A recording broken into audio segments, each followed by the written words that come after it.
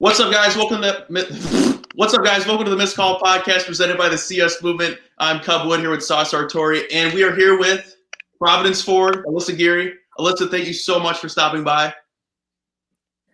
It's an honor to be here. I mean, we're very excited about this, and doing the research for this interview, we found out so much stuff about you. You're I don't know how to say the word I want to say without saying it, but you're a very good basketball player. Is pretty much Your BA. Your BA. Your BA. Yeah, we'll just go with your BA.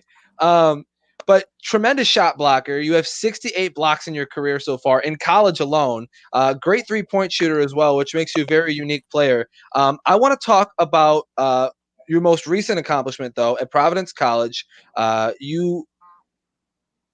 You had the record for most blocks in a Big East tournament game for Providence, which was 6 blocks, which is a lot of blocks in any game. But the Big East tourney was in Chicago this year, and you're from Elmhurst. So I'm curious how playing close to your hometown fueled that performance. Yeah, it's always an honor just to be able to have a bunch of my family come out. I feel like it's that kind of like a motivation, like, oh, I can show off for, the people that are coming out to see me, where instead of just having, fans that you barely know. So it's obviously great that like my parents can come, like my old high school teammates, my high school coach. So I think that definitely fuels me too, especially not only is it like a tournament where you're in and then if you lose, you're out, but like also having that family aspect, I think is like a huge kind of motivation for me and just my performance. Sauce, I was at the Big East tournament this year when you guys played DePaul. So I've watched you play before, and besides being a great shot blocker and a great shooter, you're actually fast for being tall. It's weird because I wouldn't say I'm like super fast, but like I get what you're saying with like mobility, but like growing up, surprisingly, like I wasn't the tallest girl in my grade. I was always like just average, like average for a girl. And growing up, people would be like, oh, her parents are tall, like my mom's 6'4", my dad's 6'4", so it was like a given that I was going to be like at least 5'11". So like the doctors with your daily checkup would tell me I was going to be like 5'11", maybe 6 feet. And I was like, oh, dang it. And it was funny because I wrote in my like freshman letter to myself that I would see senior year. I was like, I'm 5'10" now. Like, will I be 6 feet like my senior year? Will I get there? Like, please, like, I want to be 6 feet so bad. And now looking back, I'm like, wow, I'm 6'4". It's crazy. Yeah. So it's definitely been helpful. I'm still saying that today. I want to be 6 feet so bad. I'm saying the opposite. Sometimes it's a gift, sometimes it's not. Cub, I'm in the same boat as you. That's for sure. I wish I was, I always tell people I'm 6 foot with shoes on. That doesn't count. I have shoes on a lot. So it's like saying you have $99, but you will never get that dollar to get to 100. All right, Cub. Just terrible example. So on top of being, having a phenomenal start to your college basketball career already, your high school career was pretty successful too. Your teammates at Nazareth, during your senior year, you and your teammates at Nazareth took 3rd place, I believe, in the 3A state finals. Second. Yeah. I was looking around on the ISHA website, and it's so messed up on there. No, yeah, it is a lot to take in with all the sports and divisions. Yeah, so I apologize for that. So second in the 3A state finals. Obviously, you had that successful career in high school, and you're now transitioning to college. What's been the most difficult part between the two levels? For me, like in high school, like obviously, like I was super close to my coach. I feel like in high school, it's more of like a fun, light-hearted thing, and then when you get to high school or college, it's very like business. You know what you need to do, like you have to do that, and just like the level, like in general, is just up there. Like everyone is as good as you are. In high school, you have people that are like doing different sports just to try it out, and then like you come in and everybody's doing the same sport as you with the same commitment. And I think personally, like for me, it was just like I'm a very thin belt, so it was getting that like built, that stronger kind of aspect towards me. And I think it was also confidence. I feel like that's kind of underrated. I think a lot, like when freshmen come in, they're very like intimidated. And I know that confidence like kind of affects my game. So it was basically for me like having that confidence to know that I can compete with these girls at this level. Yeah, most definitely. Well, and that's interesting that you say that because, you're right. Depending on where you come from or what high school you come from, right? It can be different because maybe that level of intensity isn't there for that women's basketball program at your high school. But when you jump to D1 sports, it's the real deal. Yeah, it really is. So So that's interesting that you said that. Go ahead, Cub. thanks for cutting me off. So in that 3A state game, you had 12 blocks, which broke Candace Parker's previous record. What's it like to say you're better at Candace Parker at something? Better at Candace?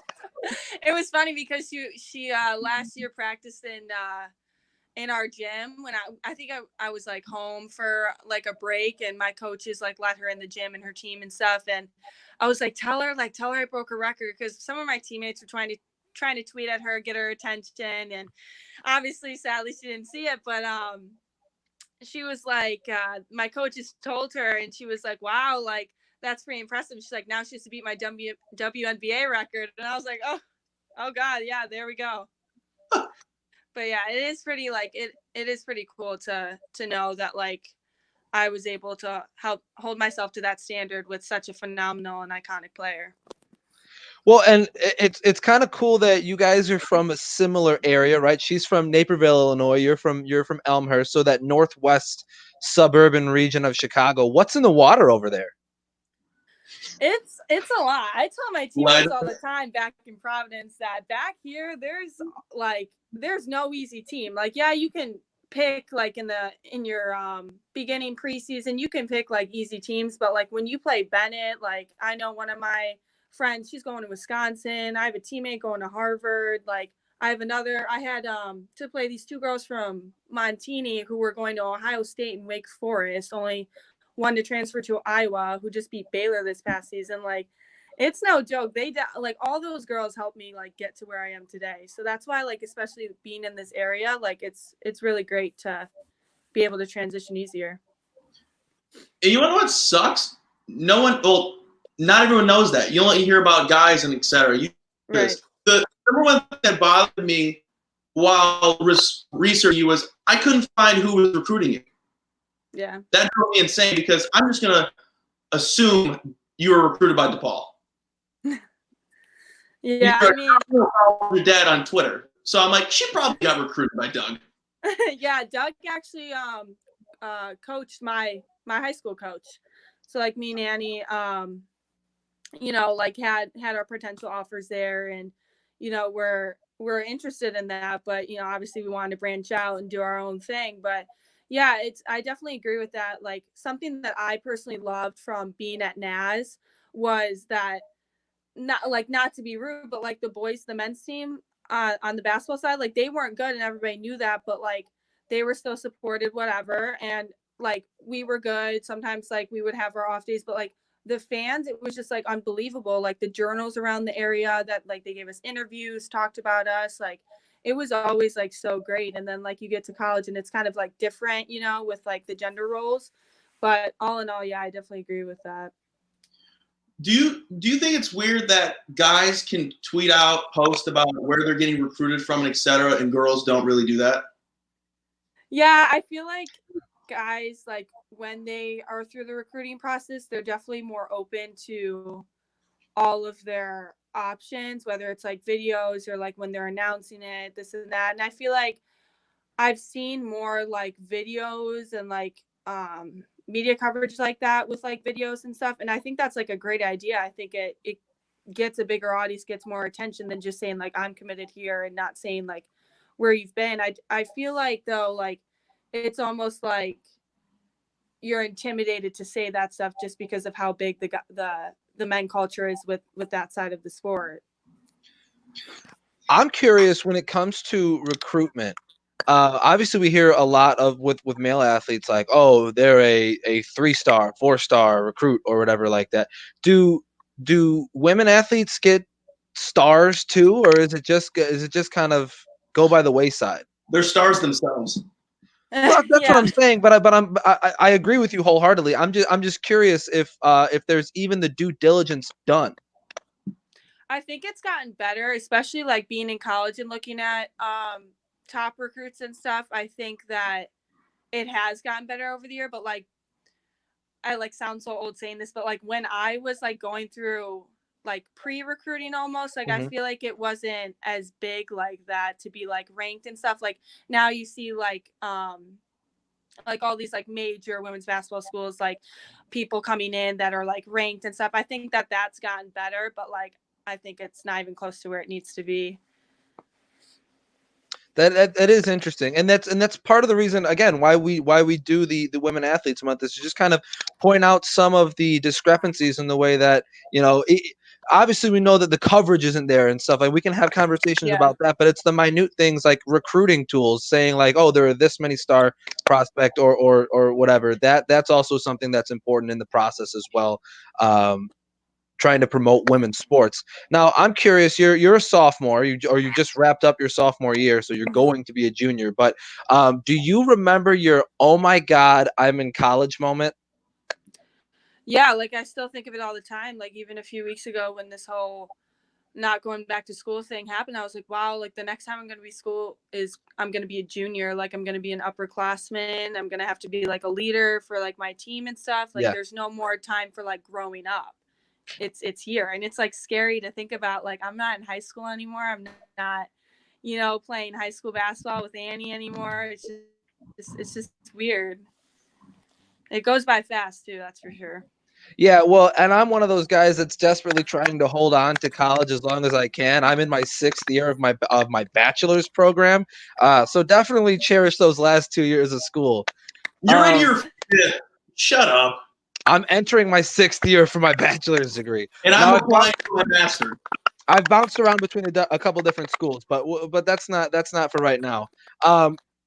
Obviously, you said it. The elephant in the room is that we're all on quarantine, and that has sent a lot of students, including all three of us, home for the rest of the year.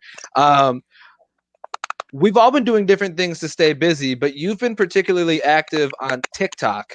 What is your favorite trend? Oh God. I don't know. It's so funny because I remember downloading it as such a joke, and then Right, like that's how it one starts for that's everybody. how it all started. And then you just get into it, and I don't even know what like trend right now. Like Or what's or like the whenever or whenever. I want to say that my favorite one was the dance with like the 223. Do you know what I'm talking about? Can It's you do like it? Bad radio. it's Can you like get up and do it? what'd you say? I said bad radio. Can you get up and do it? No, I can't. I Why not? We'll can't do do it. that.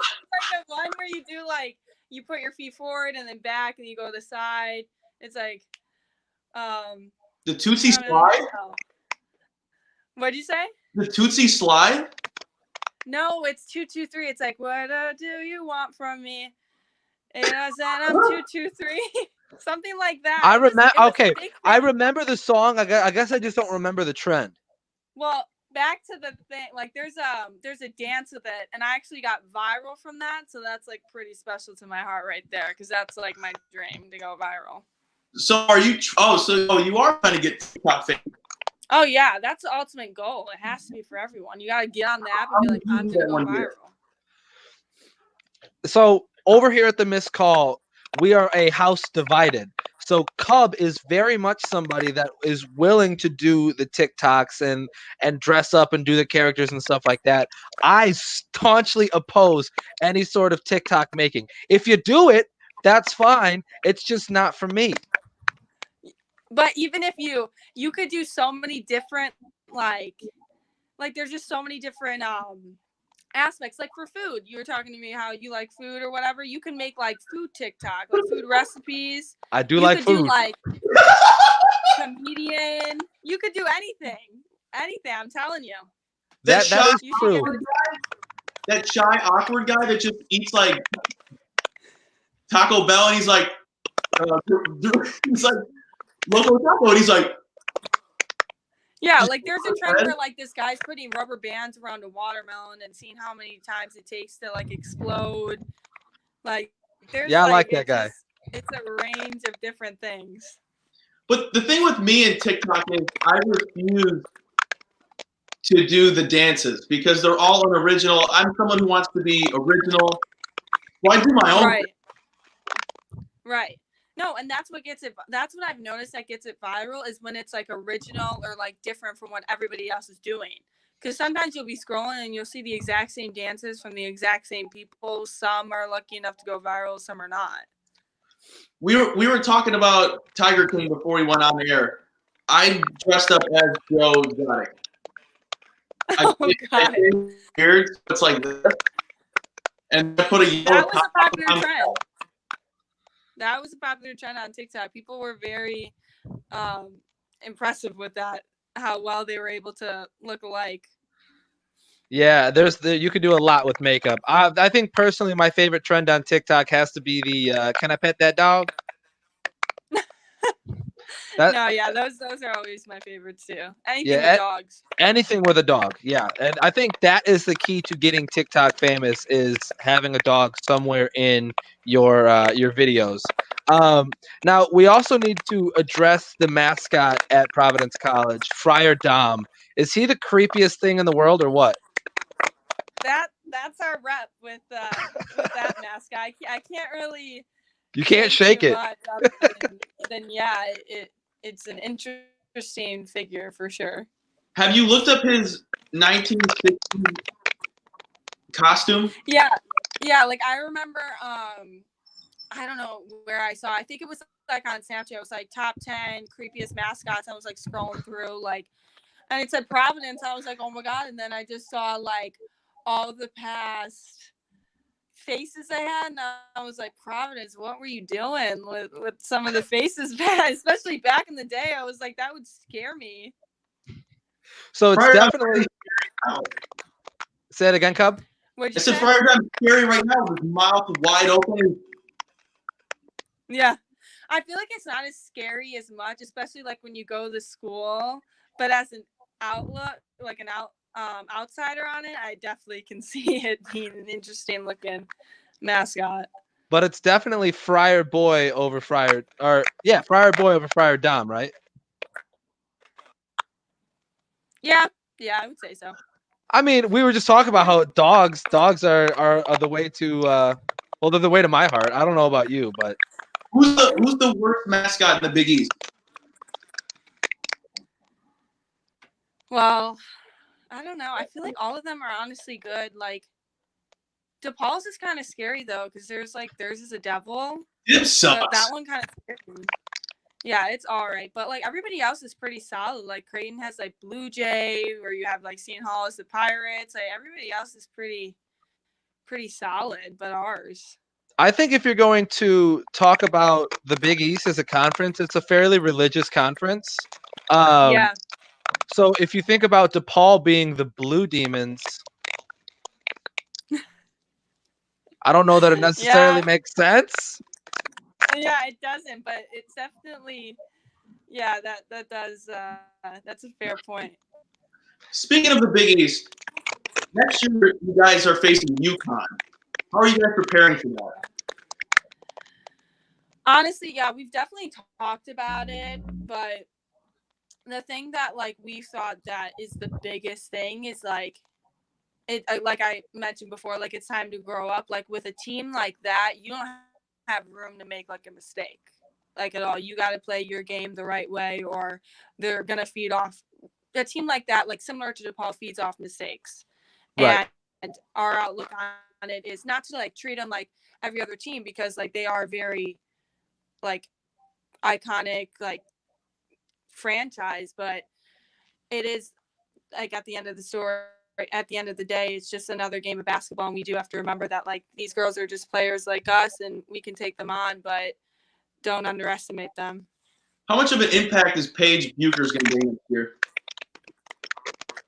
That's funny because like that's someone that I thought of with like the whole when we were talking about the recruiting process. Like I feel like she's done phenomenal with like stepping up her name, her like using her platform, and I think that's like a great inspiration for like other people. Like she was ranked, now she's like I don't even know, like certified maybe on Instagram, but I think with like she's definitely like a very trendsetter with like videos, like making like highlights and stuff like that. I think that's like a great example for like making it bigger for girls. And then going off that, like she's the number one recruit, and I had to look up on Google where she played to. Like I shouldn't have to have looked on Google. It could be on Twitter or Instagram. Right. Yeah. And like I knew that obviously because we're all into sports, but like for people that, you know, it should, like you said, already be there. You shouldn't have to like look into it. It should be on ESPN and let all those ignorant guys comment about the kitchen and etc. Right. And that's something that like it's so cool that we're talking about this because like my major is like marketing with a minor in women's studies. So like I'm big with like all this stuff, and like Naz gave me a great outlook on like equality with like that aspect of like treating all athletes genders the same, whether they're good or not. You know, you should still get the same coverage at the end of the day. So like I think that the more like it's not hard to like go to a game for a women's basketball team and interview them and look into it, you know, like it's the same on the other side of things. I think that's a perfect segue for the question of the day, Sauce. Yeah, so this is the See Us question. We are sponsored by the See Us movement, which is an organization that helps empower women in sports. And so the conversation that we would like to have, and part of the reason that we have the Female Athletes Month, is that we want to explore the objectification of women, the lack of representation in the media for women in sports. So we're curious, how have you kind of overcome that? What are the things that you've done to overcome the hurdles that have been set before you just by being a woman in sports? Yeah, and I think that's a great question, but at the end of the day, I think that if you just play your game and like you see all these women doing amazing things, setting records, you know, I'm like drawing a blank to her name. Like she's from Oregon. She Sabrina. just set that record. Yeah, she just set that record in men's and women division that no one has done ever. And I just think that's like a prime example of like if you set like a goal for yourself, like there's no one that can say like, oh, you can't do that, you know. And I think like the more you set goals for yourself and you don't get limited like or stereotypes on you, like I think if you surpass that and like don't really buy into what society says, I think that kind of breaks a new barrier for like what is to come, if that makes sense. Yeah, no, most definitely. I think we've had so many different tangents off of this conversation where, you know, we talked with Deja Church from DePaul, who talked about you know, how, you know, being a black woman in sports, she faces certain things that other women in sports might not. And we also talk about, you know, we also have talked about the way that schools spend money differently on programs as well, depending on, you know, whether it's a men's sport or a woman's sport. I'm kind of curious with your height. Have you? I mean, you're 6'4", so that obviously is going to draw comments from a bunch of people who have nothing better to say. How is? I mean, have you received comments like that throughout your playing career that you're just like, really, dude? Oh my God, yeah. Like sometimes I'll be walking away after like a game or just anything, and you get like a snarky, weird comment like about my height. And lucky for me, it's like I've always had that like confidence with myself, and I haven't like let that get to me really, because I think it's like great to be like unique and different, you know, like just like TikTok, like making different dances, you know, it's better. But yeah, I definitely like it's brought me down at times, you know, because at the end of the day, like everybody sometimes wants to be like normal and doesn't want to stand out. Like that's just how it is. But I think that with me, I always just say to myself, like, hey, I'm playing basketball, I'm doing what I love. Like I'm great just the way I am. And I think that's what all people need to realize, like through race, height, looks, whatever. You're also doing something that not a lot of people say they've done, which is play Division I sport. Yeah. I guess like when I think I like I always forget to like think about that. Like that is such like I guess like hard thing to do, but like um yeah, like I really don't like think of it like that in all honesty, like because it came like obviously it came natural to me and like I had to work hard for it, but um yeah, I definitely do agree that with that. So when we think about all the different things that women in sports face on a daily basis, right? Breaking barriers and things like that. How do we as a society, from your opinion, how do we break those stereotypes? How do we start Sure. making sure that, women in sports get the platform that they deserve? I just think like that's like a yeah, that's a good question. I just think just eliminating the stereotypes. Like even when I'm scrolling through Instagram and you see an accomplishment some women made in a basketball game and you look in the comments and it's all these like majority are men saying like, oh, go back to the kitchen or Yeah. do that. It's just like very like it's intriguing to me that like that's like something that is considered a joke because it's like it's the same sport, like it's the same type of play. Like honestly, yeah, like yes, men can have more explosive moves, can dunk, like that is a different aspect, but from like my point of view, I watch both. Like I always watch WNBA, NBA, even in like other sports, I watch different sides of it. I really see no difference. So I guess my advice is just like everybody continues to just set their own goals and set their standards for themselves and don't let anybody eliminate you at all.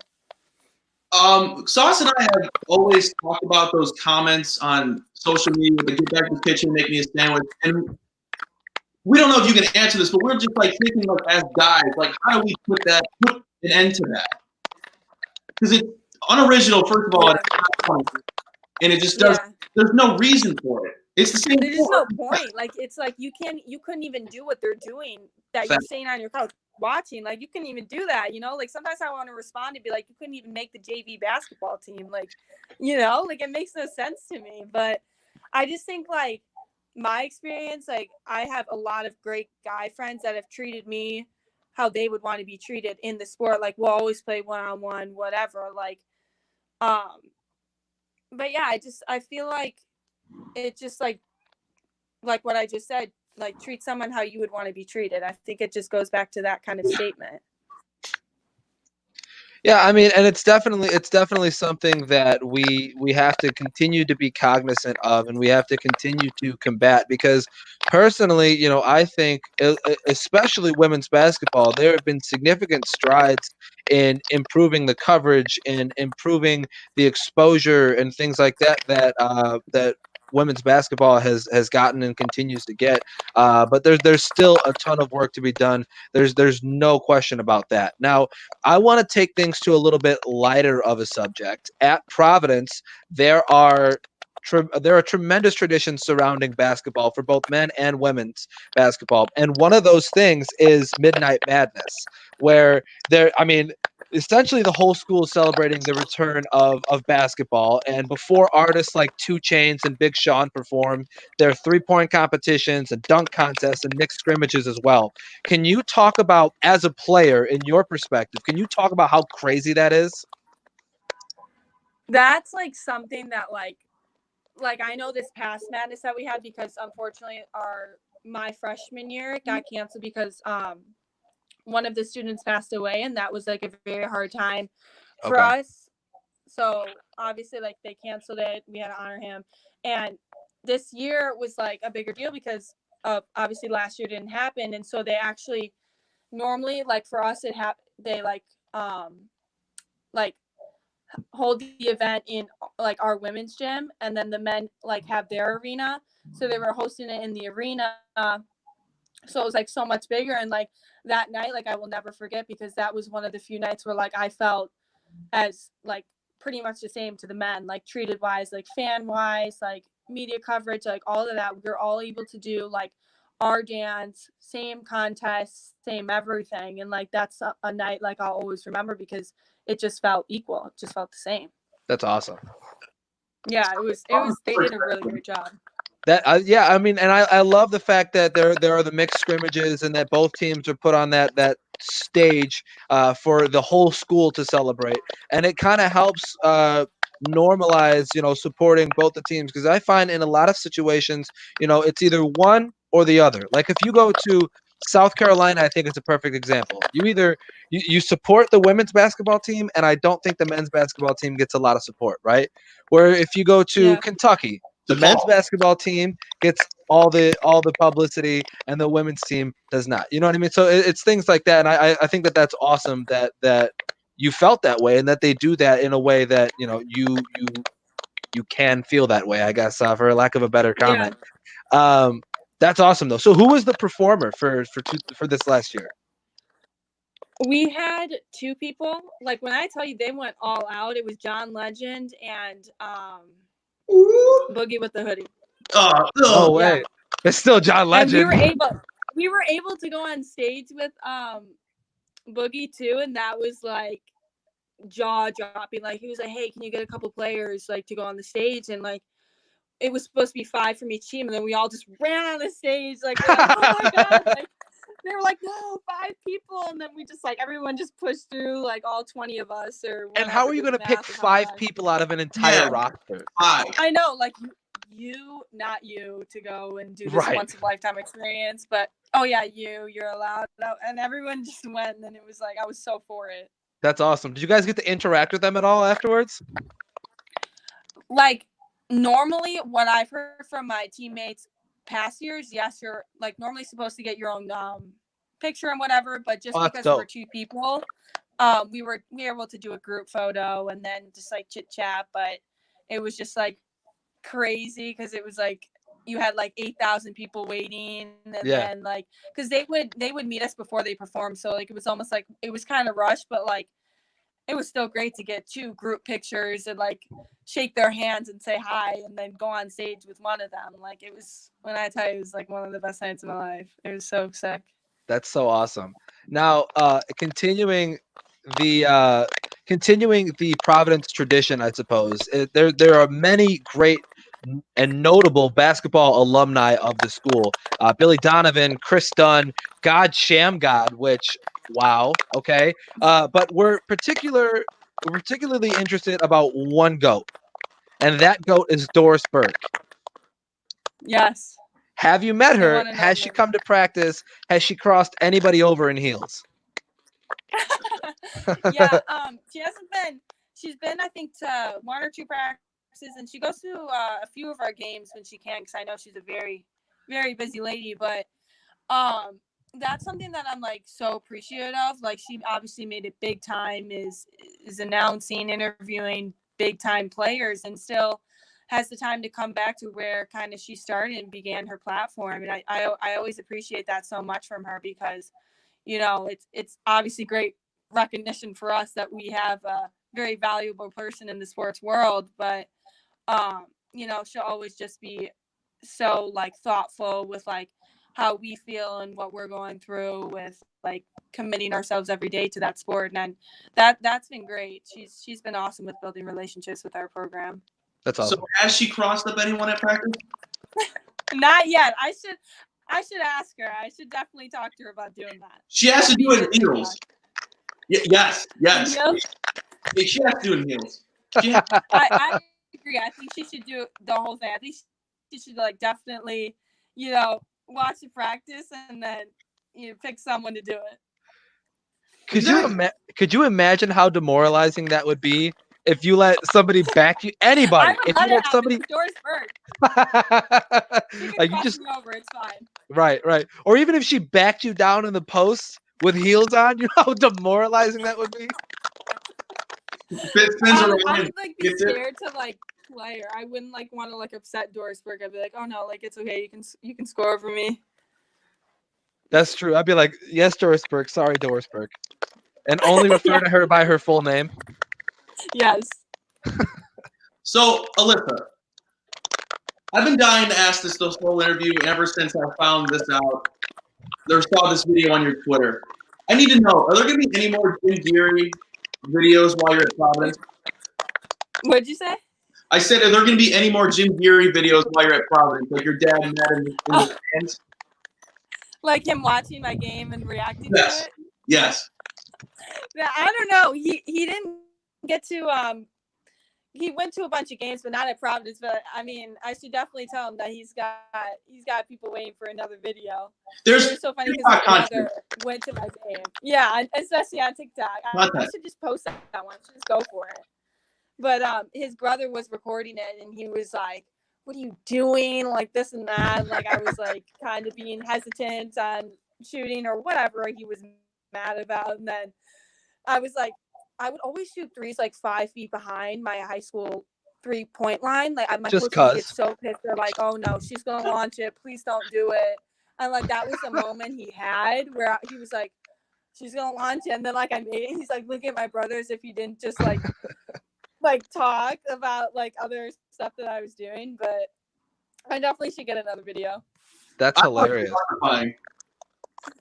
Because he was pissed, and then at the end, he was, yeah, I know. And he's like, "Did you see that? That's my daughter." Yeah, like talking to his brother because the other guy in the video was my uncle's, like my cousin, my uncle's son. So like he was a basketball player. So my dad definitely was like, "Oh yeah, like that's my daughter." Like he was going through that. It was like stuff like that. It was hilarious. Hashtag girl dad. It's got to be a great feeling, most definitely. But I think another great feeling is eating a warm Chicago deep dish pizza. Now, in February, when the NBA All-Star Game was in Chicago, Sharif O'Neal tweeted, "Chicago pizza is fired," and you favorited that tweet. So I'm interested. What is your favorite Chicago pizza? It's either I think Giordano's over Luminati's for me, just because. Yeah, I know, but I feel like. Yes! Let's go! It depends on where you live. There's more Giordano's near me. I feel like Luminati's is more like Chicago, like city based. So I feel like growing up, it was always closer and more convenient for us to do Giordano's. But I like both. Both are great. I'm not mad. Yes, you are. I'm just disappointed. I'm sorry. I would have said it was equal if I knew. No, it's all good. I mean, we all have our opinions, whether they're right or wrong. We have our own opinions. And sometimes your pizza opinions are just wrong. I'm playing, of course. But no, that's a big top. At least I see a Cubs flag in there. At least I see that Cubs flag. No sacks. That's what I like to hear. That's good. You just won some brownie points back. No, we have this conversation quite regularly on the podcast about pizza because, as you see here, the name is Sauce for a reason. So we talk a lot about pizzas, and my favorite, if we're talking about chain, my favorite has to be Lou Malnati's. But if we're talking about like only one store, you have to go there to get it. It's probably Pizzeria Uno in downtown Chicago. I don't think I've ever been there. Gotta go. Hey, Cub. Is it called just Uno or is it like? It's Uno's. Yeah, it's just Uno. Pizzeria Uno, and it's the original deep dish. It's the original deep dish pizza in Chicago. All right, I'll have to try it, but Giordano's will have my heart. I just gotta say, Sauce, don't say your name is that because of pizza when you were literally given this name. That's a different story for a different time. We talk enough about pizza that's the reason. That's the reason my name could be Sauce. You know what I mean? Last question pertaining to pizza. Have you ever been to CPOG? Chicago Pizza and Oven Grinder. No. Gotta go. You gotta go. What are you doing? It's in my Elmhurst area. It's $12. I know. Well, I always try to go for when I go down to Chicago, because it's like a 15-minute train ride, and I just always try to like pick restaurants that are like trendy and like a lot of like my friends go to and stuff. So I always like try to go there for like the looks of it over the food. We gotta get you to CPOG. We gotta get you there. But since you're in your little Elmhurst area, we know that, or at least I know that in the northwest suburbs, one of the things that characterizes those towns like Naperville and Wheaton and Elmhurst is they have a nice little downtown area with great food options. So I'm curious, in your opinion, what's better, Max Golden Pheasant or 151 Kitchen? Oh, 151. That place is really good. Yeah?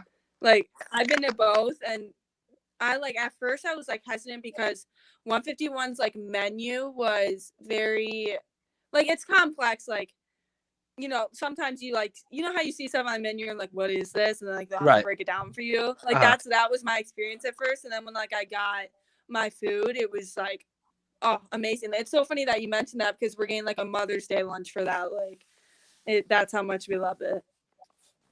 Well, Oh, yeah, I can't tell you how long I spent on Yelp looking at food reviews. Yeah. Food reviews for There's Elmhurst. not too much to like downtown Elmhurst is like great, like our movie theater, the beat up section, like, but like other than that, it's just like Chipotle, Subway, Meatheads, stuff like Ooh, that. Meatheads Like my is good. sister, yeah, like my sister works at Kilwins, like that's a good place. I don't know if you guys have been there. I've not been to Kilwins. Yeah, we're I actually wanna go twins too, by the way. I did read that, and I Yeah. thought, which Cub told me, I thought was very interesting. You are much taller than your twin. Much like I do my research. it's like That was a crazy when I TikTok. go on your- That was a TikTok. Yes, it was. But like even when like I tell people that we're twins, they're like, "No, you're not. Like you're lying. I didn't see that you had a twin, or I didn't like. No one said that you had that. That's crazy. Like what sport did she play? I'm like she didn't play sport." But yeah, she's definitely done her own thing. She like was at Disney World for the college program, but then had to come back because of the stupid pandemic, which sucked. But yeah, we're very different. I gotta ask, how good is the seafood in Rhode Island? So good. I'm not too big of like a seafood person, Hmm. but like having like calamari or cod here compared to like in Providence is just it's crazy how like I've tried to eat like fish here. Like it's so much better. Like even when I was moving in, like I went to a Panera and they had some like lobster special, like some sandwich kind of feature at Panera, and I was like, whoa, like that's cool. Like we don't have that in Illinois. Ooh. Is it I gotta make it out there, bro. Because even like I was gonna say, I've been to New Orleans, and even if you get close to the ocean, the seafood is just tremendously better. Yeah, the closer you are to the water, the better the restaurants are near there. In all honesty, Most definitely. Well, Alyssa, I think we've taken up a lot of your time today, and we know you got to get going. So we want to first off thank you so much for giving us all the time that you did today, and it was a lot of fun. I honestly had a ton of fun. This was really great, and a great way to wrap up Female Athletes Month. So thank you so much for coming on. No, thank you guys. I really appreciate you guys taking the time to get to know me, and I really enjoyed this. So thank you. Most definitely. Now here's the thing. Go ahead, Cub. Go ahead. I just want to shout out Julie real quick for subscribing to us on YouTube. You're the GOAT. I love you. I know you don't know me, but Julie is Alyssa's mom, for those who don't know. But Alyssa, I want you to remember when we come and see Providence play DePaul, don't forget who we are. Hey, I won't, and I'm looking forward to seeing that. All right. It sounds good to me. And if you have anything that you would like to plug, social medias, your TikTok account, whatever it might be, now's the time to do that. All right. Thanks so much, guys. All right. Sounds good. No social media plugs for Alyssa Geary. But oh, what'd you say? No, I was just saying, if you have... I just went with it. I was like, all right, thanks. My bad. If I cut out, I was saying, if you have any sort of social media plugs that you would like to put out there right now, or anything that you want to plug, now's the time to do it. Follow me on TikTok, Alyssa Geary 22. Perfect. Perfect. She's good. She's trying to get TikTok famous. Alyssa Geary, thank you so much. Thanks, Alyssa. Bye, guys. Aw.